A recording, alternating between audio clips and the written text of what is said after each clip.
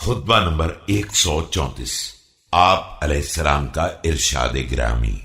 جب حضرت عمر رضی اللہ تعالی عنہ نے روم کی جنگ کے بارے میں آپ علیہ السلام سے مشورہ کیا۔ بسم اللہ الرحمن الرحیم۔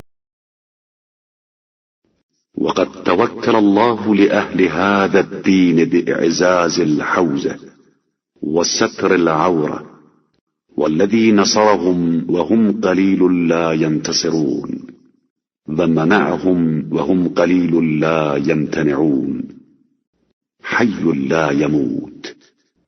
اللہ نے صاحبان دین کے لیے یہ ذمہ داری لے لی ہے کہ وہ ان کی حدود کو تقویت دے گا اور ان کے محفوظ مقامات کی حفاظت کرے گا، اور جس نے ان کی اس وقت مدد کی ہے جب وہ قلت کی بنا پر انتقام کے قابل بھی نہ تھے اور اپنی حفاظت کا انتظام بھی نہ کر سکتے تھے، وہ زندہ ہے اور اس کے لیے موت نہیں ہے۔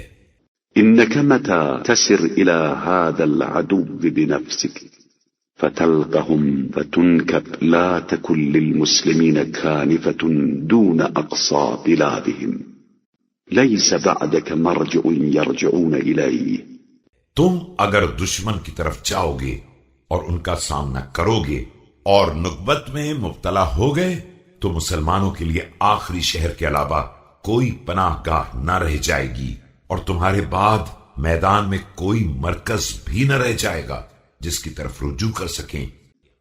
فابعث إليهم رجلا محربا واحفظ معه أهل البلاء والنصيحة فإن أظهر الله فذاك ما تحب وإن تكن الأخرى كنت ردءا للناس ومثابة للمسلمين۔